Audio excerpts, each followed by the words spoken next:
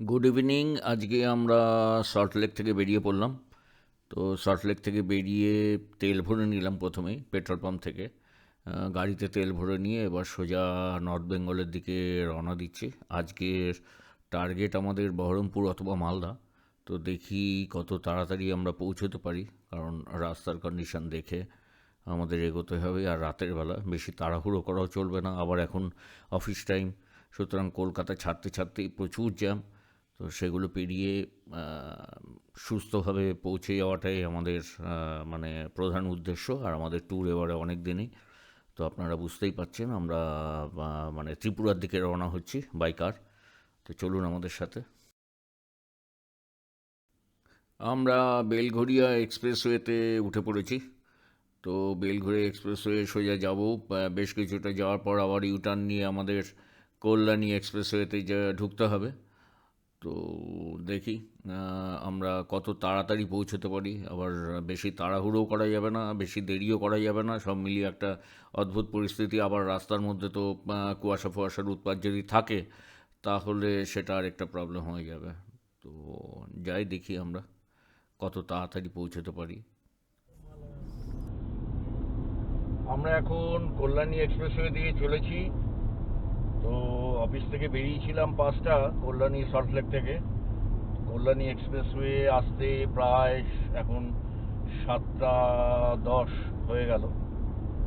তো রাস্তা এখন ভালো, দেখি একটু জোরে ট্রেনে যাই।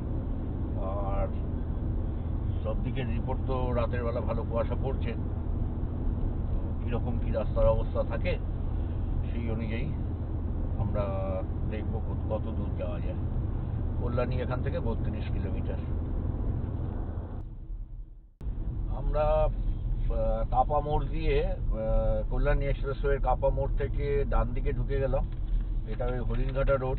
এই রাস্তা দিয়ে প্রায় 9 কিলোমিটার যাব। যাওয়ার পরে আমরা পড়বো হচ্ছে NH-34। তো আমরা সেই মতো এগিয়ে যাচ্ছি। চলুন, এই রাস্তায় অনেক বাম্পার ছোট ছোট, তার মধ্যে যা হয় সব গাড়ি যেতে চায় না। ভাই, আমরা বাদিকে NH-34 ধরবো। তো সোজা চলে গেলে 4 কিলোমিটার হরিণঘাটা, আর বাদিকে কৃষ্ণনগর প্রায় 60 কিলোমিটার। NH-34-এ কতটা জ্যাম আছে, যদিও ফাঁকাই থাকবে, কিন্তু ওই কুয়াশার জন্য একটু অসুবিধা আছে।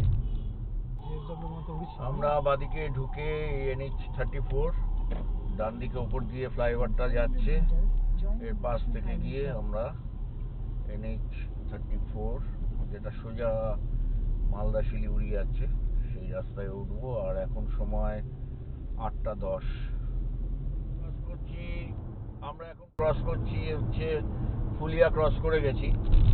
তো সামনেই কৃষ্ণনগর। মোটামুটি রাস্তা খালি, আর স্পিড লিমিট মেনটেন করেই চলছি। এখনো রাস্তা পরিষ্কার, কুয়াশা পড়েনি। দেখা যাক কতটা যেতে পারি আজকে রাতে।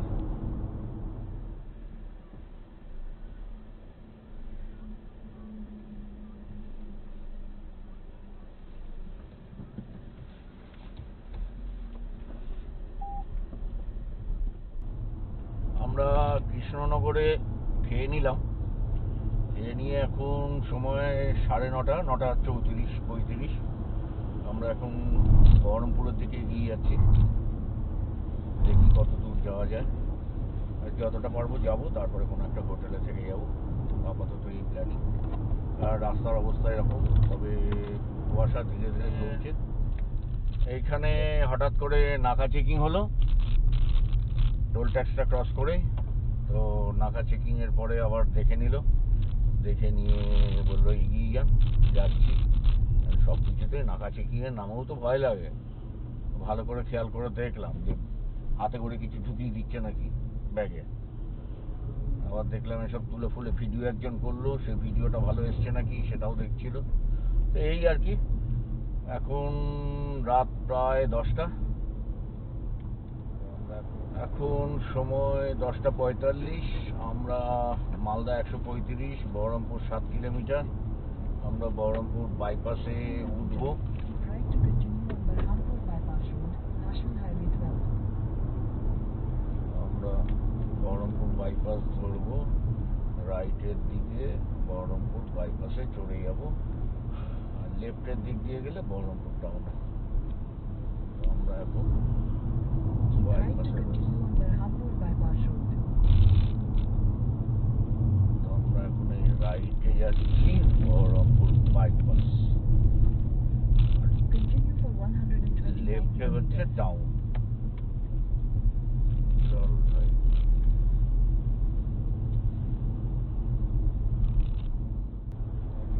কুয়াশার এমন অবস্থা, ফারাক্কার আগে, মোটগ্রামের আগে অ্যাটলিস্ট 5 মিটার আগেও কিছু দেখা যাচ্ছে না, এরকম অবস্থা। বাপরে বাপ।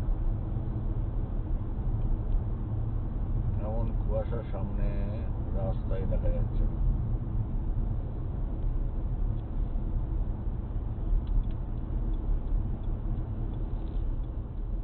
আমরা এখন মোরগ্রাম ক্রস করছি।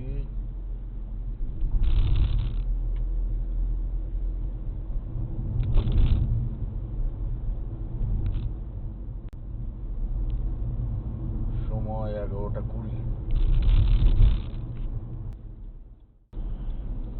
প্রচন্ড ঘন কুয়াশা ফারাক্কার আগে, হাই রোডে গাড়ি 40-এর বেশি স্পিড, ফাঁকা রাস্তায় বুঝতে পারছি না।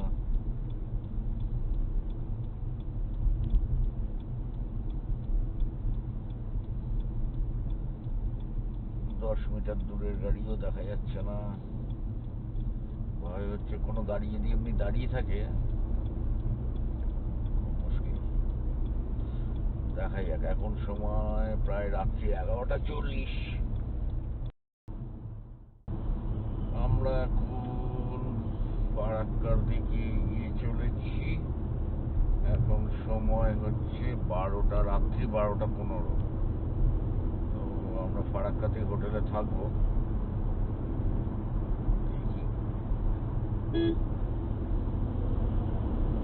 অবশেষে আমরা ফারাক্কা ব্রিজ ক্রস করছি। এখন 12:20। ফারাক্কা ব্রিজের এপারে আমাদের থাকার কথা ছিল, কিন্তু এই ফারাক্কা ব্রিজ যদি জ্যাম আটকে ফাটকে যায়, ওই জন্য রিক্স না নিয়ে রাতের বেলায় ক্রস করে চলে যাচ্ছি। দেখি পাওয়া যায়,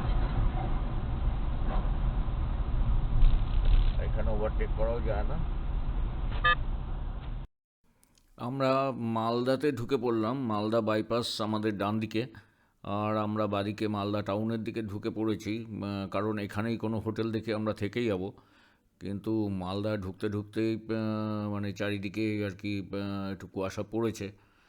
তো আমরা এগিয়ে যাচ্ছি আমাদের হোটেল খোঁজার জন্য, কিন্তু বিশ্বাস করুন সামনে এত কুয়াশা, মানে আমাদের ডান দিকে হোটেলের নামও আমরা পড়তে পারছি না।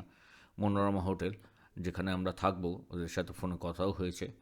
এখন কাজ ফাজ নামিয়ে দিয়ে দেখতে দেখতে আমরা মনোরমা হোটেলের সামনেই চলে এসেছি। তো আজকের মতন আপাতত এখানে, কালকে আবার এখান থেকে আমরা সকালবেলা বেরিয়ে পড়ব, যাব আমাদের পরের দিনের উদ্দেশ্যে।